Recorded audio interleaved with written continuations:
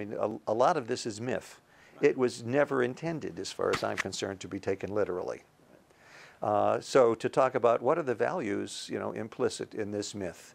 I mean, with the creation story, good example as any, it keeps saying in Genesis 1, God did this, and God saw that it was good. And on the second day, and God saw that it was good, and so on. And when you get to the creation of the man, it says, and God saw that it was very good, right?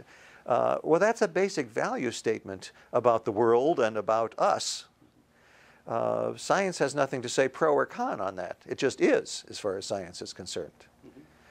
So, it's a loser's game from my modernist perspective to say, well, there really was 6 days of creation, or each day maybe was an eon.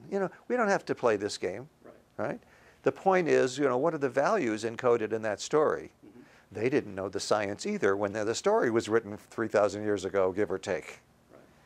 I think the same thing can be done as you then look at the Big Bang and the evolution of the universe from the science side. You can say, well, as all of this evolved, isn't it amazing that consciousness evolved? And once consciousness and humans evolved at a much higher level of consciousness than anything else, sensitivity, compassion evolved. Morality came along. I mean, yes, if you go to the jungle and you look at the law of the jungle, the strong wind, period, right?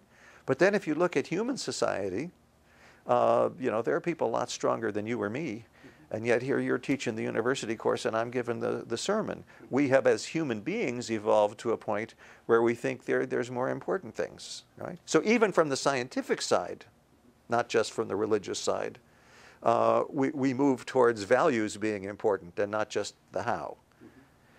So, I mean, I think it's a little naive to say, well, science is about what and religion is about why and the meaning of it. I think they actually need to come together, right? But still, we don't have to sweat it as religionists that we don't know the secrets of physics. That's why we have physics, all right? But we do have to say, well, what can we learn from modern science that will enhance our religion? I mean, if I can explain, and I think I can, but that's another talk, right? If I can explain neurologically what is spirituality, right? Nobody could have done that a generation ago. And that's because there's been an explosion in the understanding of how the brain works and consciousness.